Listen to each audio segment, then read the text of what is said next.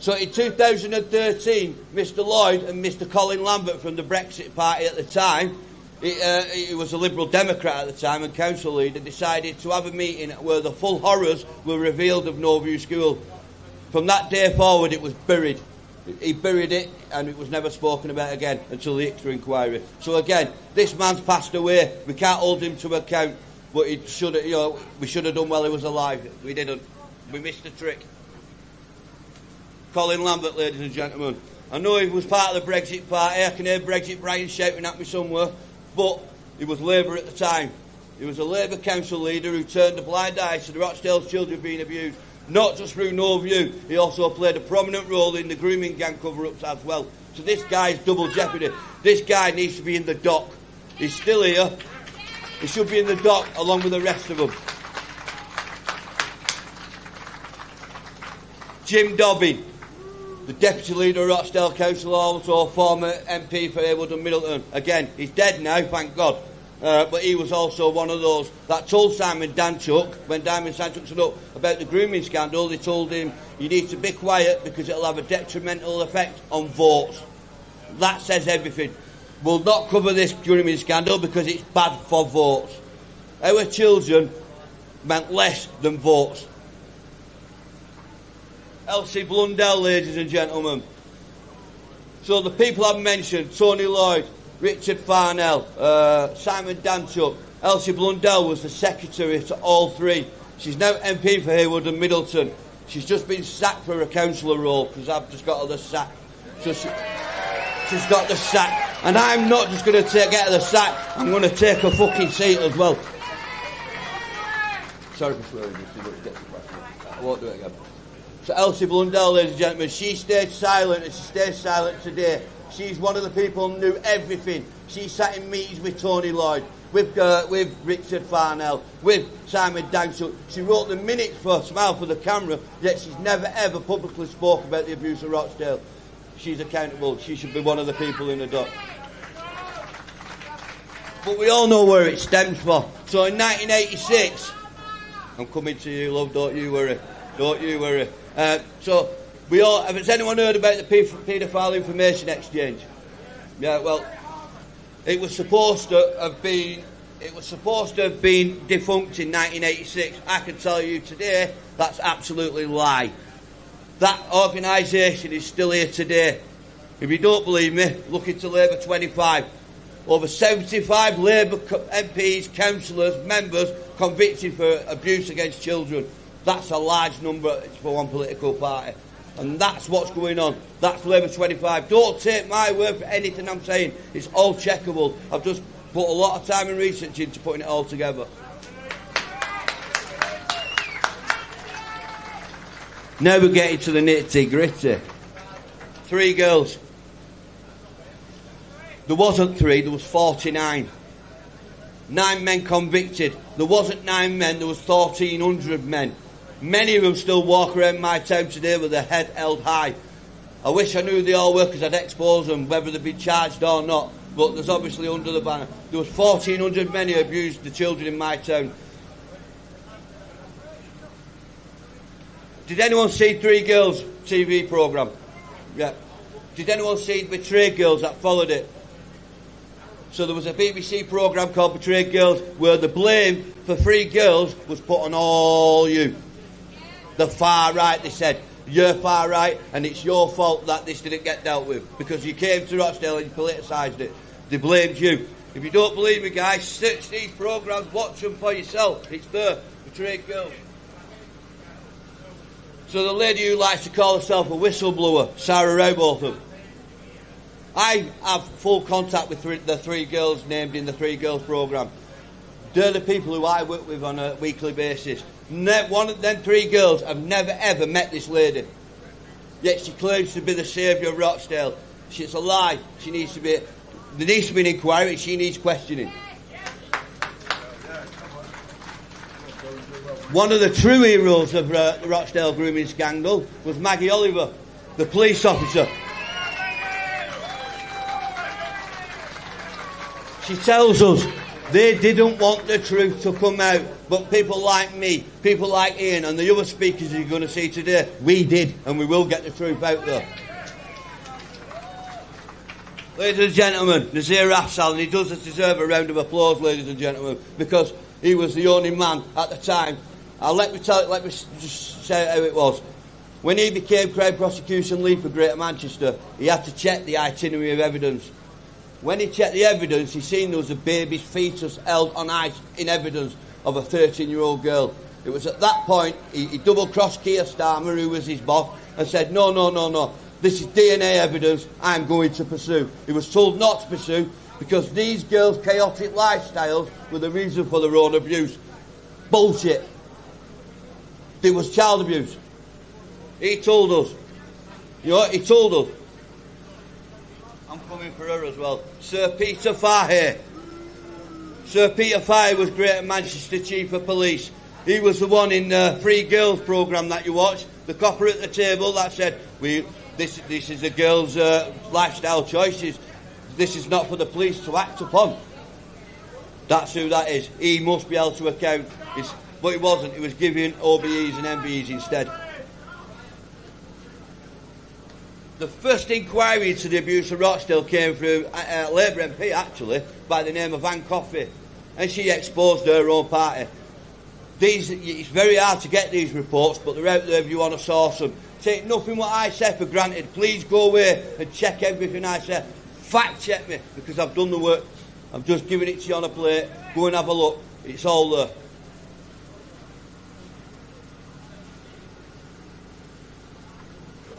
Excuse me, guys. Right, so the first, Andy Burnham says, we've had ICSA inquiry. Well, the ICSA inquiry never covered Rochdale grooming scandal. It covered Knoll View. It covered Cambridge House. It covered Smith Street toilets. That's 3 scandals already. It's covered them, but it never, ever delved into, not just in Rochdale, but right around the UK, ICSA inquiry was told, do not get involved in the grooming gangs. Do not look into grooming gangs. So what Andy Burnham did, he said, let's have an operation review. Let's have a look at a sheriff review into Operation Augusta. And this is when we actually found out the true horrors of what was happening in my town of Rochdale. Well, there wasn't 49. It turned out there was hundreds. There was hundreds. Yes, sir. Yeah. It's still going on. Then they did, we'll have a look at Operation Span. Operation Augusta, ICSA inquiry, now we're on to Operation Span. And it's covering the same thing, police investigations into the abuse of children. Ladies and gentlemen, of the 3 inquiries I've just shown you, the Real Voices by Anne Coffey, the GMCA, Augusta and Span reports, the ICSA report, I can tell you now, not one person of authority has been held to account for them 4 reports. Yet in them 4 reports it shows corruption, it shows cronyism, it shows malfeasance, malpractice, and it shows an absolute failure to protect our children. The Rochdale Observer is my local paper. This was about 3 weeks ago. That's the headline. They were stopped. Yeah. Vulnerable youngsters were treated as sex slaves. Children raped and abused in hotels, police data suggests. The data didn't tell them. I fucking told them. Sorry, I told them. Many a times I told them 24/7 in Oldham was being used as a pit stop for paedophiles. It's never been busted. It's never been rolled over. They've never checked. You need to collapse. Children down. So I held a protest in St Peter's Square on the 22nd of last month, and I did so because of this headline: officers won't be punished. Despite Operation Augusta, ICSA and Span, officers will not be punished for grooming gang failures. And they're over there. It's Starmer! I'm coming to him next, my lord. No one escapes, Billy. Good job, Billy! Ladies and gentlemen, Keir Starmer. Listen, a bit louder because he can't hear you. Keir Starmer was a lead of public prosecutions. He issued Nazir Afzal a memo saying these girls' chaotic lifestyles were the reason for their own abuse. Because of Accountable action. Accountable He action. enjoyed it. Ladies and gentlemen, Jackie Smith. He enjoyed I said, it. ladies and gentlemen, Jackie Smith. The former Deputy Prime Minister, the former Home Secretary, and the one who sent the memo to Nir Assal saying these girls' chaotic lifestyles were the reason for their own abuse. Detached morality. Accountable action in the dock, go to jail. Ladies and gentlemen, Gordon Brown, the former Brown. No, he must have to hear you. You've got to do it louder than that. Because it was ultimately his decision for the UK's children to be disregarded, abused at the rate of knots, not just in Rochdale, but right around the country. This guy should be held to account. This guy should be arrested. This guy should be in the dock. Guys, I want to thank you for listening to me today. Guys, this is going to go from strength to strength to strength. There might not be hundreds of thousands of people here, and the quantity, the quality of people that are here, that's what we're going to focus on. Yeah? The quality of people that are here shows that you have a proper heart and that you actually care. Going forward, I'll be working with these guys, standing with these guys all the way. Thank you guys, thank you very much. Ladies and gentlemen, give it up for Billy Howland. If there was more people in this country like him, we wouldn't have a child abuse problem. Give it up.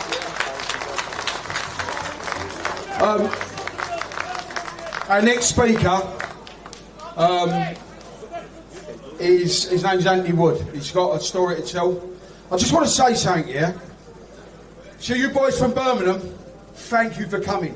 Leicester, thank you for coming. I just bumped into a fucking, sorry to swear, some of my friends that are from London, under the underpass going to the pub, right? Listen, listen. Like Billy said, this ain't about amount of people here. It's about the quality. I want to say thank you all for coming. Please stay with us. Yeah, when we leave here, we're marching, handing letters. Yeah. If people that walk away, I don't want them here, right? Because they're only here to get on the piss, and I don't want that, right? All you boys that have travelled down, all the ladies, the families, thank you for coming. Yeah, thank you. Sorry about that rant, but it just pissed me off. Right, listen.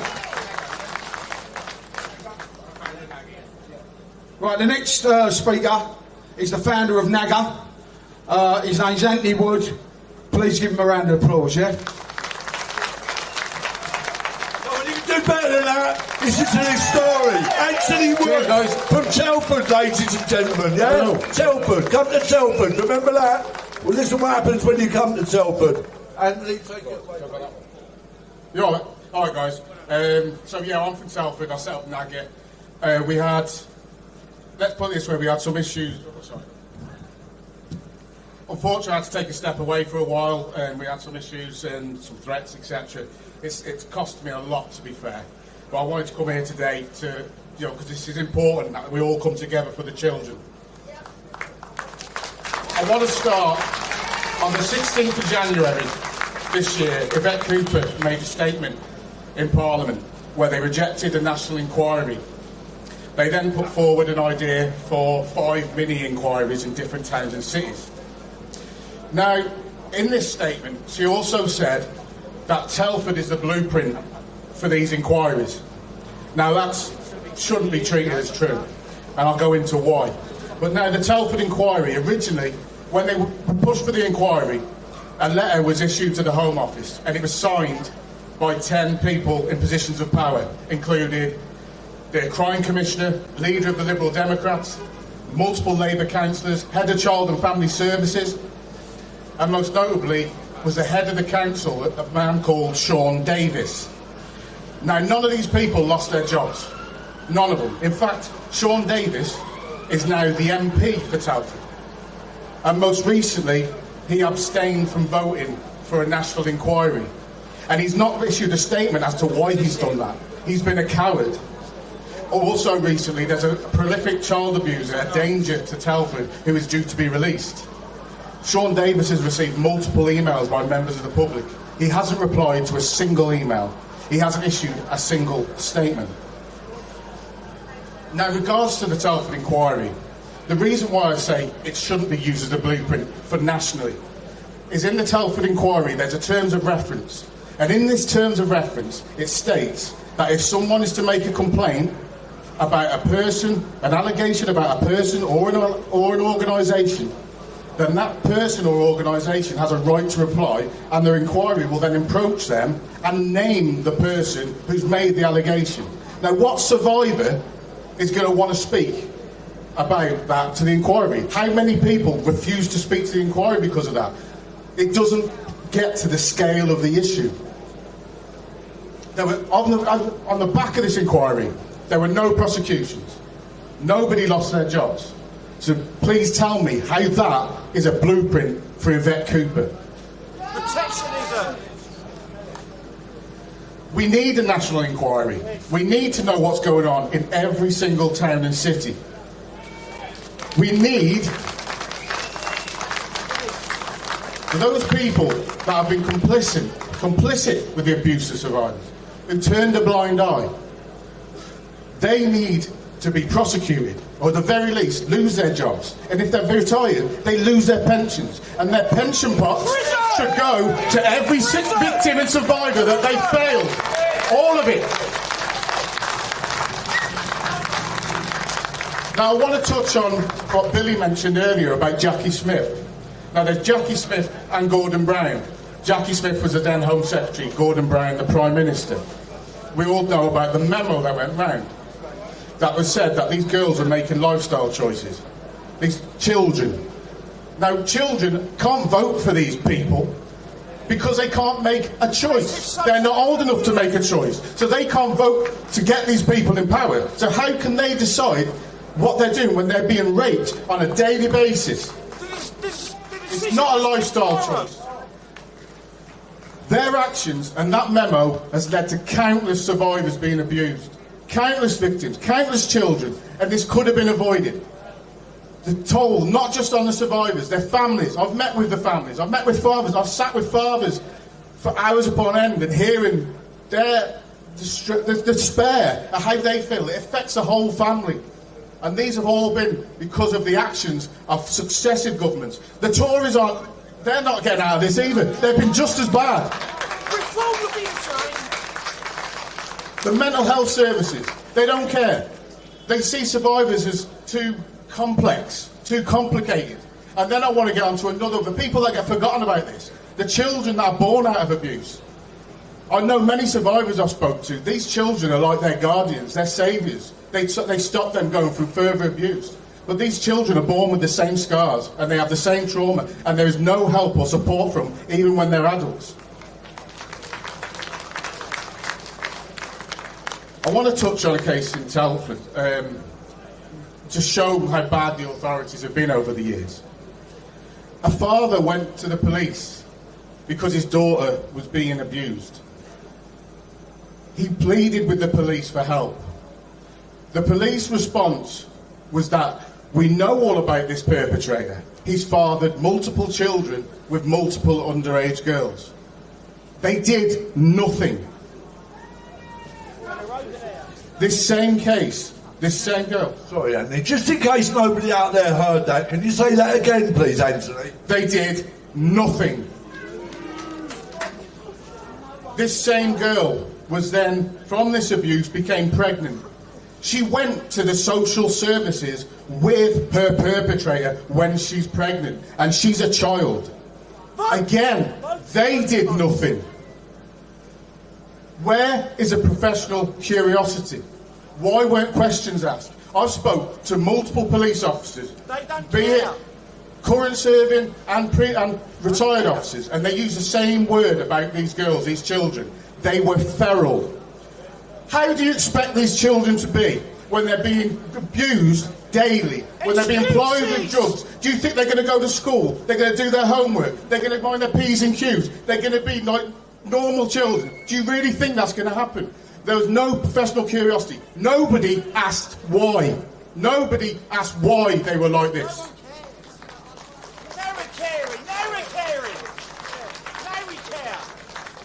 Now, it's a bit of a shorter one to do with, but I just want to leave it on this. The Children are the most important people in every society. And it's everyone's duty to safeguard them, including all of us. Together, we will do what we can to ensure these failures never happen again and children are safe. And also, I want, especially in this city more than any, kids just need to put down their knives as well. Yes. I want to send my love to my wife and all the other survivors out there. You're all amazing people. Thank you all, and God bless.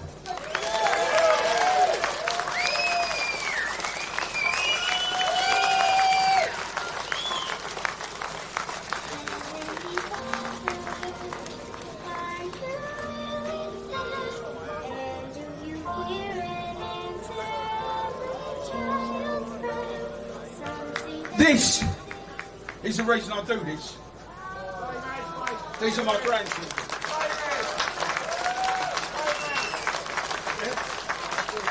I've got 13 grandchildren. Get in there, son.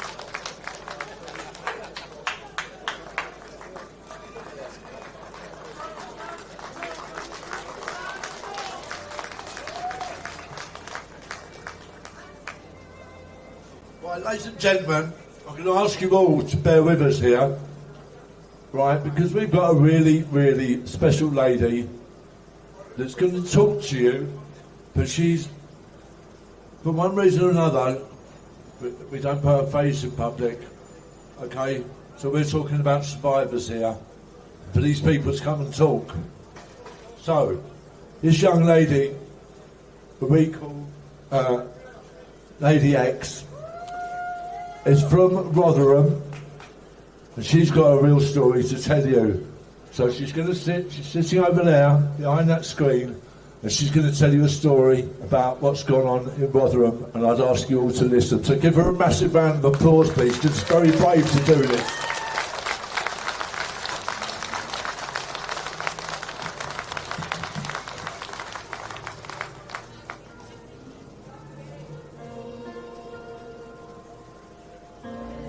Time, please, ladies and gentlemen.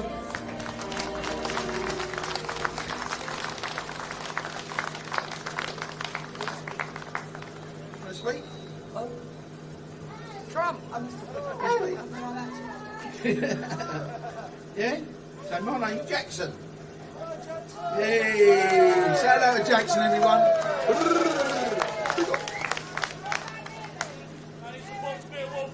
Come on.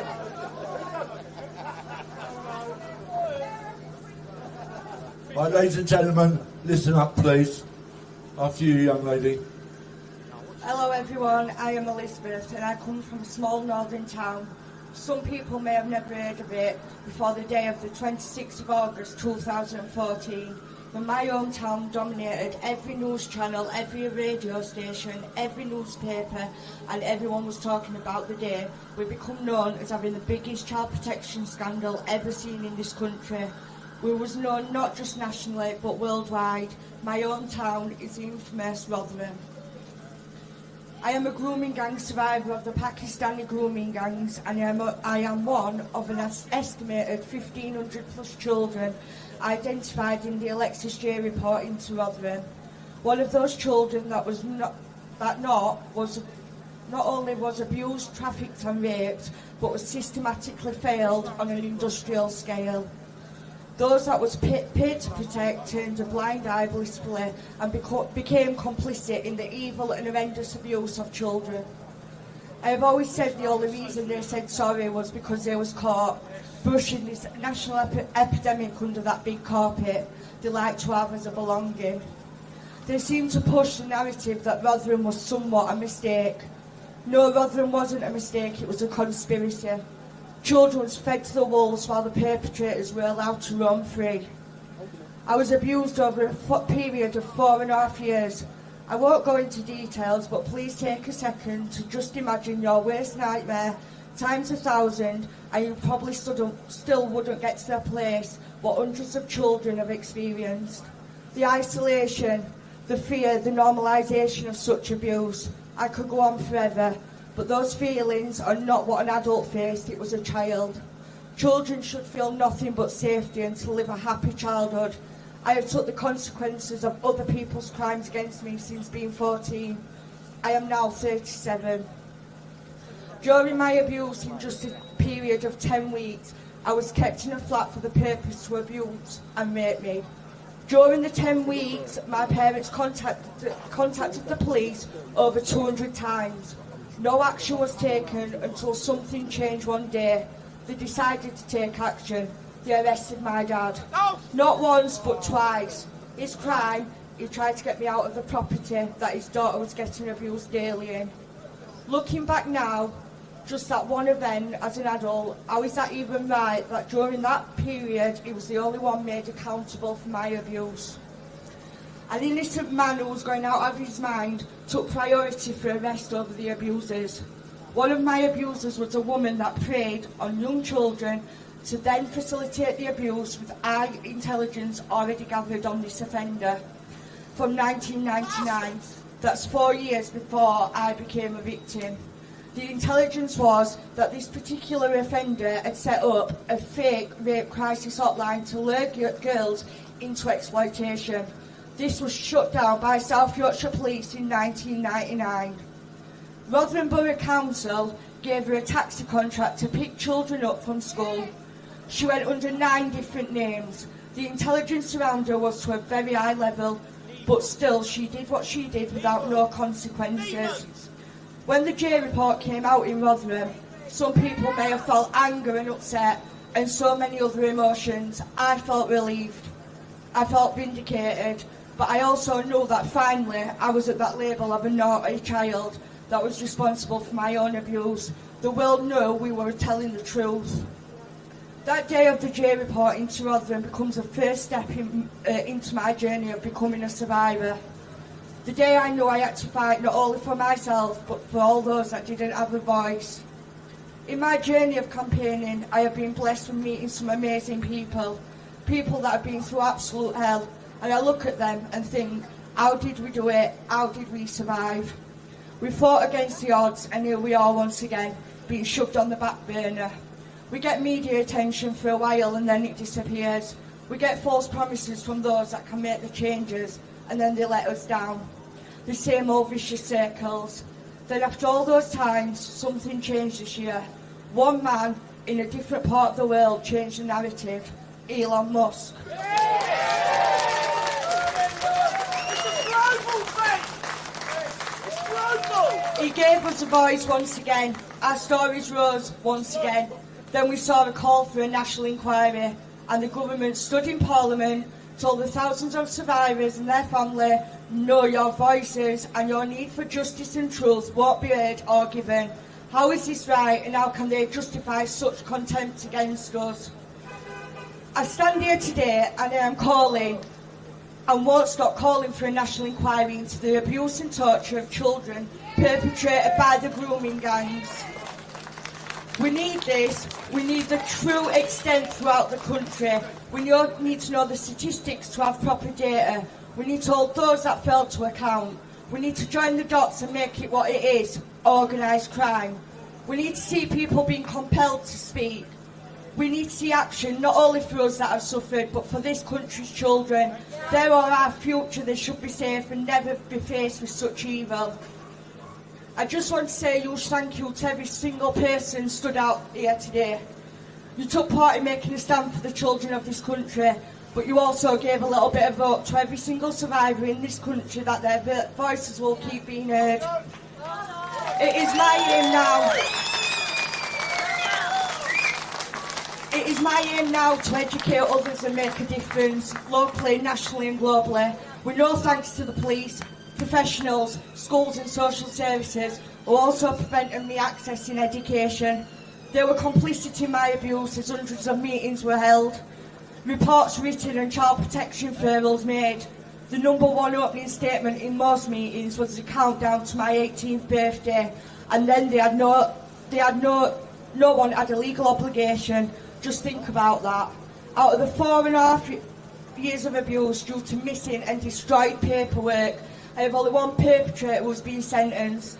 He was sentenced to 9 years in 2018. By 2020, he was allowed to go to open prison. He did just 2.5 years in a closed prison. Licence conditions was granted that he must not come to Rotherham again. Just 8 months after he was released, he was seen just half a mile away from my home. He is now being recalled. The system does not work. It is broken. We must all stand together and demand that this change and the law is properly implemented for the children. We must see an end to this national epidemic. Thank you all for listening, and God bless you all.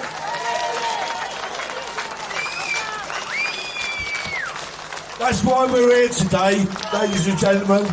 There's a lot of survivors here in the crowd, and that's one of them there. She's a very brave lady. So let's hear it again, please. Please, thank you.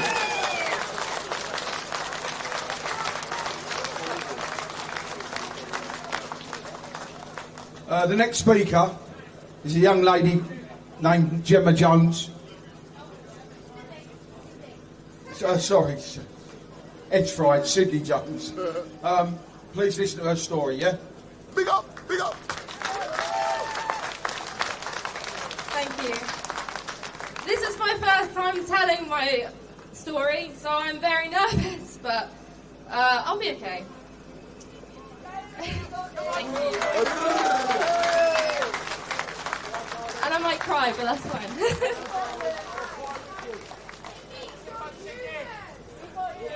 Thank you. Almost 14 years ago, my parents heard their precious 5-year-old daughter say that she had licked her half-brother's bum and white stuff came out. On a quiet Sunday morning of June 9th in 2011, my brother, who was 12 at the time, had licked my private parts and made me lick his. After I told my parents about this, 4 days later on the Thursday, they reported this to the police, not knowing what else to do. Wasn't that a mistake? When I was being interviewed about this incident, my parents had to sit outside the interview room where they heard every single word of what I had been through and what I was made to do because the walls were so thin. Months later, my father found out on a phone call with the police about a previous incident involving my brother. Most mothers and fathers would think the same thing when a police officer refers to a previous incident. My God, my son has been abused. That was their concern, that was my parents' concern. But they were wrong. In November of 2006, my brother was at his 7-year-old friend's house, all playing with his friend, who was 7, and his 3-year-old toddler brother. This friend's mother walked into the room and discovered them all committing fellatio on each other, and my brother had instigated this. My brother abused a 3-year-old child before he abused me, and my dad had no idea. We spoke to Norfolk County Council about this, and why my dad did not know about this previous incident. Norfolk County Council did reply to us. My father did not have parental responsibility over his son, as he was divorced from my brother's mother, and so anything that my brother did, my dad wouldn't know about. We submitted a complaint to the Ombudsman demanding answers and demanding an apology for me, for the council and social services causing my sexual assault. Not only this, but they had put my friends in danger when they would come round. The council got back to us again. They refused to issue me an apology because they don't think it would have made a difference if my parents knew. I would have been sexually assaulted either way. I have not received justice for what happened to me, and I will never get the justice that I deserve and what those other children deserve. Thank you.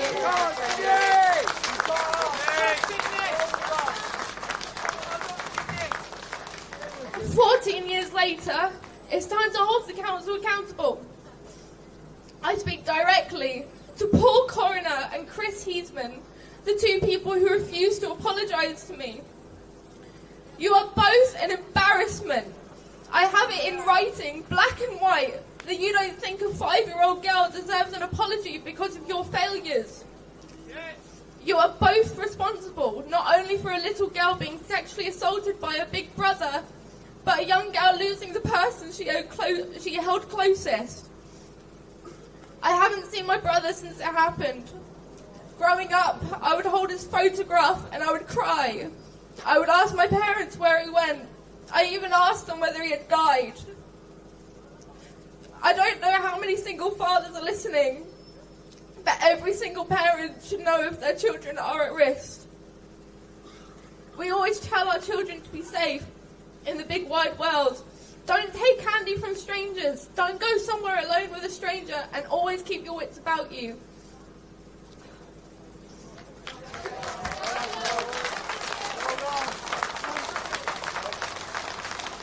But sometimes we don't know the threat that we allow into our own home. The threat could be staring you right in the face, telling you, "I love you, Daddy," but meanwhile sexually abusing your little daughter right under your nose. Between September 2023 and 24, there were 3,870 sexual offences in Norfolk. 1,120 victims were between the ages of 11 and 17, and 400 were 10 or under. However, out of the 2,824 suspects that were identified, 560 were of secondary school age.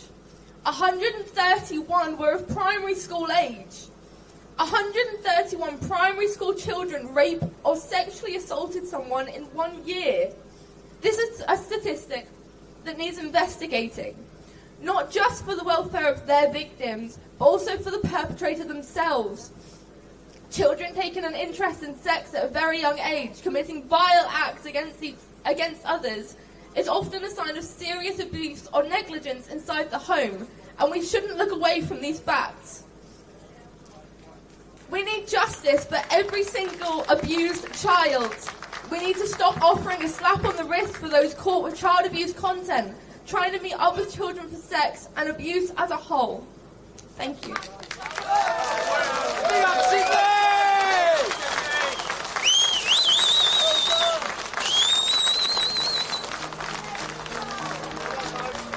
This is why we started this campaign. There ain't a lot here today, but trust me, we are not going nowhere. We are not going nowhere. This is just the start of this campaign.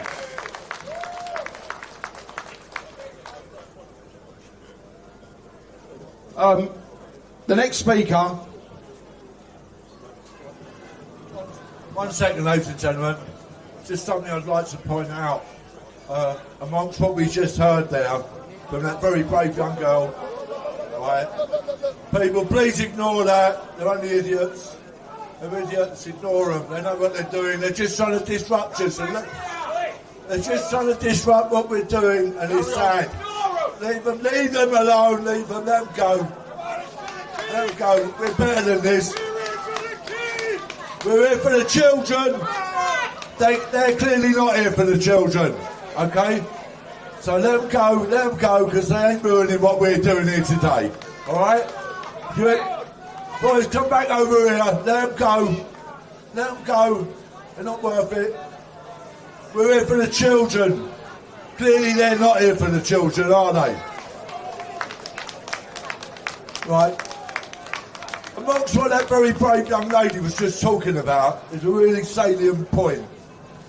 All these people that we ever hear about, all these perpetrators, whoever they may be, think about all these famous ones.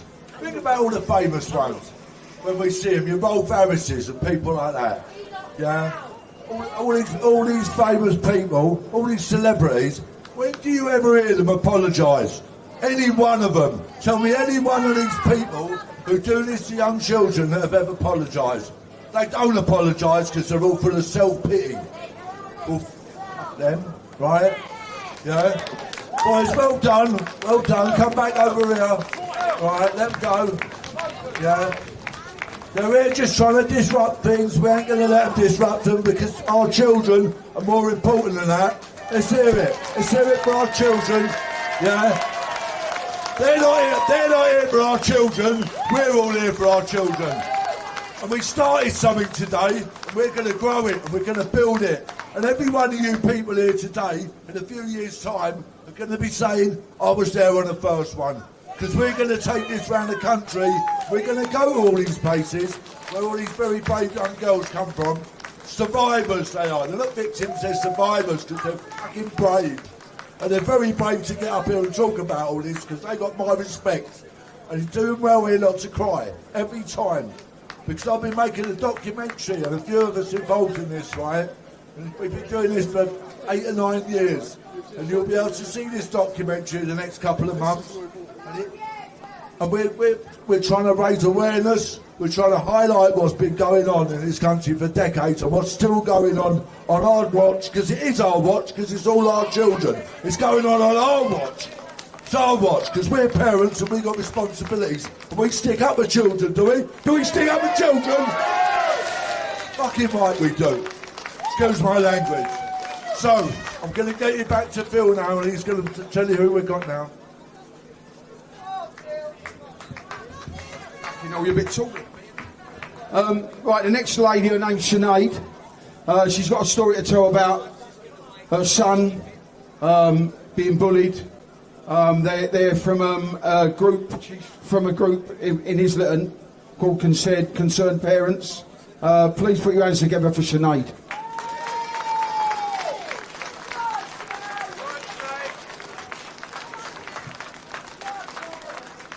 Hi everyone. My name's Sinead and I'm here today as a concerned parent to all of the recent robberies and knife crime that's been taking place in the area. Back in November, my son was a victim of a robbery. He's 13 and autistic, very sensitive boy. But what followed after his robbery was just as shocking as the robbery itself, was the complete failure of the system that was supposed to protect him. My son was simply walking home from school when 2 boys on electric scooters followed him. They threatened him, mocked him, humiliated him, searched his pockets and waistband, and then stole his phone. Imagine being a child, alone, terrified and powerless in that moment. As soon as I found out, I contacted the police and I was told someone would come that evening. They never came. The next morning I called again and I was told someone would come again that day. They never did. It wasn't until I publicly called them out on Instagram, Facebook and Twitter that I finally got a response. 11 days after my son was robbed and threatened with a knife by boys a lot older and bigger than him, 11 days of fear, distress and feeling let down by the very people who were supposed to protect us. Unfortunately, after my son's incident, lots more followed. This was involving lots of his classmates, which made it even more terrifying, knowing it may well happen again. One of his school friends was robbed at knife point right outside a busy shop on a main road at 8:30 in the morning. A knife was held to his throat and his phone was taken. What makes this even more heartbreaking is that the victim's parent was deaf, and after the attack he had to run back to school and use a teacher's phone to FaceTime his parents and sign what had happened to him. The poor boy didn't return to school for weeks and is now relocating from the area as he's been left traumatised. Nobody seems to understand the after impact that this has on the children and the anxiety that they feel after. After I posted about my son's robbery on Facebook, I was flooded with messages from other parents. Parents telling me that their children had been victims too. This had been happening for weeks, even months, and I just thought to myself, enough is enough. So we came together and organised a community meeting. Parents, grandparents, local police officers, counsellors and even teachers from the victim's school attended. We sat down to address what was happening and what could be done to fix it. We were promised more police patrols, safe havens, victim support and more CCTV. This was not followed through. We saw some action here and there, but it lasted at most 2 days. Once my son was brought in for an interview and was told that there were leads to his attackers, he was sat in an isolated room with no windows. He was not allowed to have parent present and had to relive the ordeal. After almost 2 hours of giving his victim statement and having to relive the trauma, no arrests were made and nothing was followed up. Still today, 4 months later, I've still not heard anything back, regardless of all the emails I've been sending. On 3 occasions I reached out to victim support, as this has affected my son terribly and is still affecting him now. He will not even walk out the door. We have not heard anything back from them. This cannot continue, and that's why I'm standing here today demanding real change for our kids. We need more police presence on the streets, police patrolling on foot. We need local community support officers back on the streets and CCTV. This has to be prioritised over traffic cameras and traffic wardens, which we know is not the case. I want councils and governments to stop manipulating data. Stop telling us that the crime rates are low simply because it's been a half term and the children have not been at school. Stop showing us misleading statistics to make it seem like things are improving when clearly we can see it's getting worse. This isn't about my son, this is about every child, every parent and every family who are being failed by the system that is supposed to protect us. We can't stay silent any longer. Thank you. Big up, big up, big up.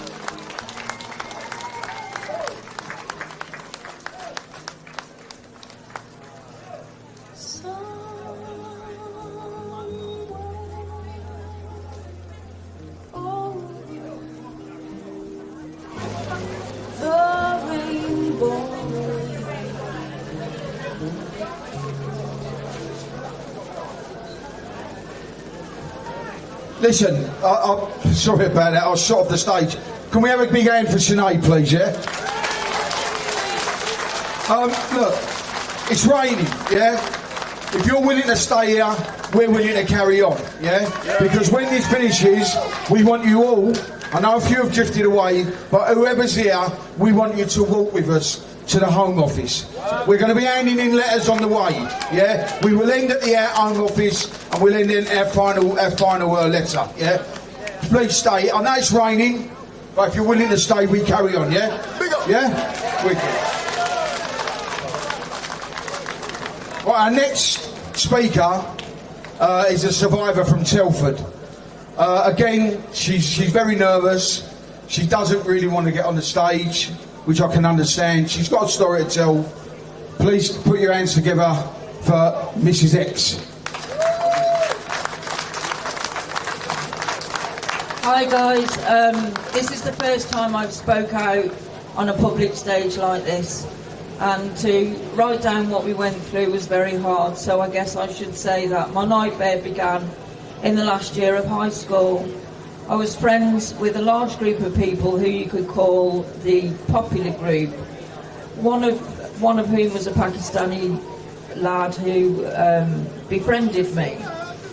I was encouraged to meet up with him in town on a Saturday, whereby I was introduced to his brothers and elder members of his family and his community. The abuse started after being told they'd take me for a meal, and we were systematically raped in the back of restaurants. I can't tell you how many years this was going on for, because we were fed Class A drugs, and the majority of the time we were knocked out. At the time we didn't realise that it was called grooming, because going back to when I was young there wasn't such a word. They would give us drugs in cigarettes and said it was weed. It wasn't until myself and a few other girls started feeling really poorly that we realised it was heroin. After the addiction started, then we were literally held down and fed heroin on a regular basis, to the extent where we were literally knocked out and gang raped on a regular basis. I can't tell you the amount of times I've been overdosed, and I can't tell you the amount of times I've been in hospital, to the extent where I was given end of life. None of the perpetrators were ever caught. I managed to escape for 6 years and left my hometown. When I returned after I met somebody in a different town and was pregnant, as soon as I returned to my hometown, the main perpetrator knocked on my door. I don't know how he found out where I lived, and I was told I'd got to sell heroin for them. There was no chance of refusals. They took my house keys, they took my bank card, they took everything, every single bit of identification I had. and they had keys to the house, so they would turn up at the house whenever they felt like it. I can't tell you the amount of times I was overdosed for days at a time. I can't tell you the amount of perpetrators. I just know that there was many times where I would be hospitalised, ripped from front to back and had to be stitched up. Overdosed, I've had acid thrown on me. I'm disabled for the rest of my life. It burnt my hip joint out. I can't walk without aid. I went to the police. I told them exactly what was going on. I told them who the perpetrators were. I told them where the drugs were coming from. I told them when the drugs were being delivered. I had panic buttons in the house. Every time I pressed the panic button, nobody would respond. The hospitals brushed it all onto the carpet. I was on life support 4 times. I've had open heart surgery because I was forced to take dirty drugs. Everything was brushed under the carpet. The police then raided my house, and I told the probation service everything that was going on. I gave them the names of all the officers that were concerned. I told them about the panic buttons in the house. I got to magistrates court. I was told by my legal team that I wouldn't go to prison. It was my first offence. And when I got to Crown Court, there was no mention of any of the Pakistanis. There was no mention of any of the police officers involved. And I was sentenced to 12 months in prison. My son was 8 months old. I missed his first steps. I missed his first words. I was transferred into a Class A prison along with Rose West and other murderers. And when I was released from prison, the perpetrators were waiting at the gates. I then went through 10 more years of systematic abuse and forced to sell Class A drugs. The police knew all along what was going on. They never acted. They never protected me. They never protected any of the other survivors in Telford. Rest in peace, Lucy Lowe. Rest in peace, Gemma Oakley. None of us survivors ever got any justice until 2012, whereby out of over 200 Pakistani males that were questioned, only 11 stood trial. One was the ringleader was released last week. He's got a 6-month ban from coming into Telford, then he can return. So I'm absolutely terrified that he's going to knock my door again. But unfortunately, now I'm a lot older, I'm a lot wiser, I'm a lot stronger, and now I'm going to speak up for all the survivors. I'm going to speak up for every single survivor out there that never got justice, that's still here to tell the story. We are strong. We are strong. It's time that these people were held accountable.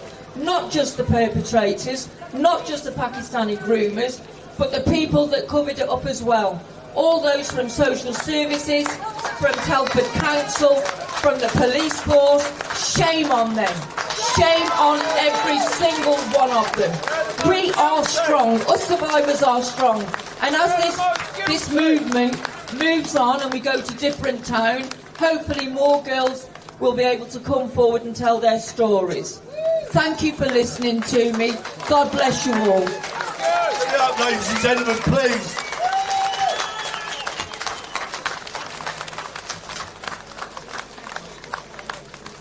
Right, before the next speaker, I want to say something to you. There was a protest earlier down the road. They were pro-Palestinians. They're not counter-protesting us. Yeah, they're not. Their protest is finished. Yeah, their protest is finished. If they're walking through, they're not. Please ignore them. They're not coming here to counter us. Yeah, we don't just ignore them. I don't know if they're going to come through. I've been told that their protest has been finished. But please don't let them disrupt what we're doing. Yeah, please. Some of them might even support us. I don't know, but Just ignore them. Yeah, but mate, listen, we just don't need the egg, all right?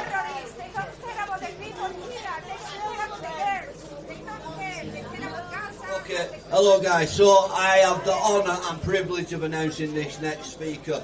Alan, like myself, has campaigned for decades after decades. Like myself, is also a survivor of abuse. This guy has done so much to unveil the abuse, not in Beach Home House. If it weren't for this guy and the people who were with him, we would never know about it. So please give him a nice, loud, warm welcome. Alan Merritt, ladies and gentlemen. I could feel myself welling up before I even started. It's very, very difficult for a child abuse survivor to stand in front of people and tell him how they were tortured as a child. This little boy you see on this picture, look at his eyes.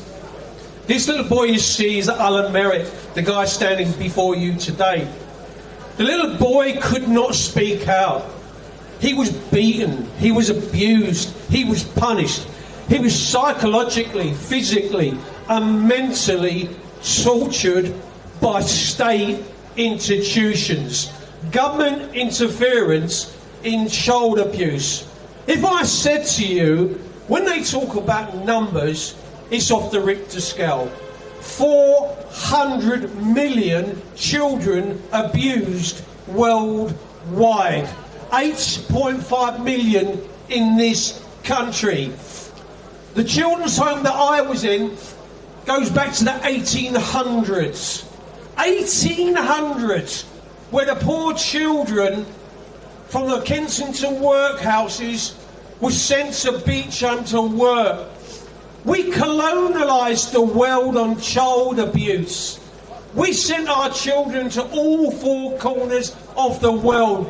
We've never done anything about grooming, trafficking, satanic ritual abuse or historic children abuse. Never. Not one politician will stand up in Parliament and in saying chamber, we need a public inquiry. This children's home had 900 children in it. Beecham in Banstead, Surrey, not too far away from where we are now. They used to torture children in the bathrooms. The bathrooms, they waterboarded. You see this big wall behind you at Buckingham Palace? Walk round the corner. You don't need diplomatic cars to go out the front gate like Prince Andrew did. He came out them side gates and walked over to Grosvenor Place and Belgravia, where Coote Stark had a basement flat. And there was many people. Melanie Shaw, I will speak up for Melanie Shaw. Other people might not. She can't speak for herself because she's on licence. She's been told to shut up or she will go back to prison. We have 3,000 political prisoners in prisons today for speaking about the state interference in child abuse. Make it clear. Let me read you some statistics. And if it sinks in, it sinks in. But this is Margie. Now, you saw a picture of myself. Hang on a minute. Let me see if you saw a picture of mine. Look, that image says it all. Children are doing that this very moment. They're putting their hand up to their abuser. And they're saying, stop. Stop hurting me. Stop.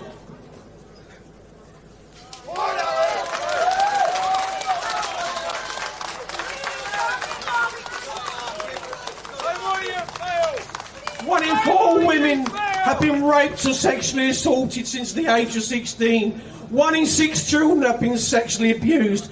1 in 18 men have been raped or sexually assaulted since the age of 16. The Crime Survey of England and Wales, the CSEA, estimated that 1 in 5 adults aged 18 to 74 years experience at least one form of child abuse, whether emotional abuse, physical abuse, sexual abuse, or witnessing domestic violence or abuse before the age of 16.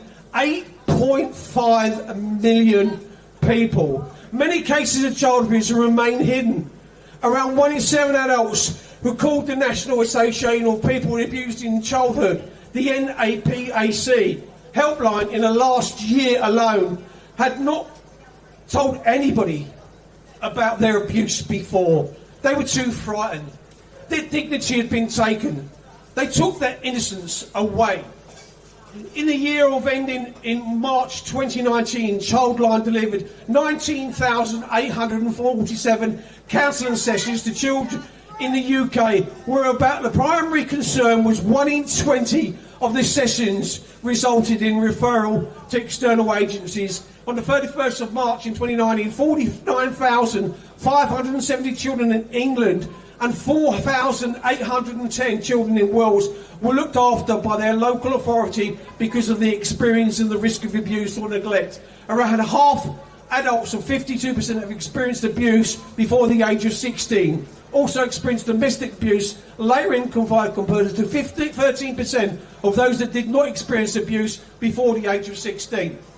When I was 4 years of age, my abuse started at home. My father took a leather belt to a 4-year-old child. Our streets were the playgrounds. We would throw jumpers on the floor and make goalposts out of them. We would bang tins on the street floor and play tin can Tommy. We made our own from there. We stood outside pubs morning, noon and night until CCOs came and took us away. Today they're called social workers. In my day they were called child care officers. They didn't care about us. They had no inkling in us at all. This is a picture of me and my brother. This is the primary school in Beecham. The one that I told you goes back to the 1800s. They told me and my brother, you had to smile in this picture. If you didn't smile, you would be punished. You get beaten and abused. You had to smile. These pictures that I'm holding up in front of you, they are real life. This is actual true. This is what happened to the children. Look at our eyes. It's all in the eyes. My eldest sister, Anne, 5 years my senior. I used to call her Mummy Anne because she looked after me. Mummy Anne, look at her eyes, people. Look at the eyes of these children. The torture and the torment. This is what they used to do. They used to put you in shorts. These shorts, you look like an orphan. You look like you don't belong anywhere. Your clothes had labels in them. You was labelled an orphan. They would call you a retard. I couldn't read or write when I was 13 because I had abusers. 7 abuses in Beecham I had, 7. Out of 4 cottages that they placed me in. They'd slap the back of your legs until it was red raw. And then they would put you in acid baths. They would put you in baths with Vim. They would put you in baths with bleach. They would use carbolic soap on you. They put carbolic soap in my mouth and said, we'll wash your mouth out with soap. It burned, it stung you. They used floor scrubbing brushes and it tore the skin off your back. The acid soap that they used on you. We are with you. Burnt you. They abused you in the dormitories. When they talk about race, it's all part of the political narrative. We sat round the same dining room table with different colours and creeds of children from all over the world, of all different colours. They were eating the same food as us. If you didn't eat it, it was put before you again the next day and forced you to eat it. If they abused the same children in the dormitories, in the bathrooms, in the torture chambers. 4 of my family abused in Beecham, Banstead, Surrey.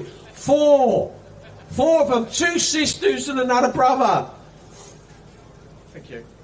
This little boy here is me with other children from the children's home. They can't tell their story. I'm telling the story.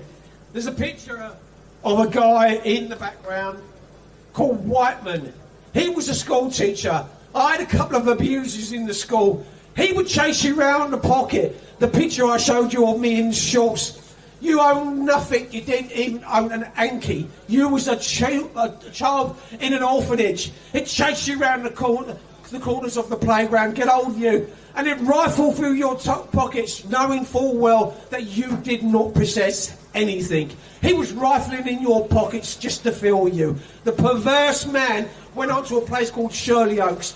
I can assure every single one here, Beechome was far worse than Shirley Oaks. Save our children, everybody!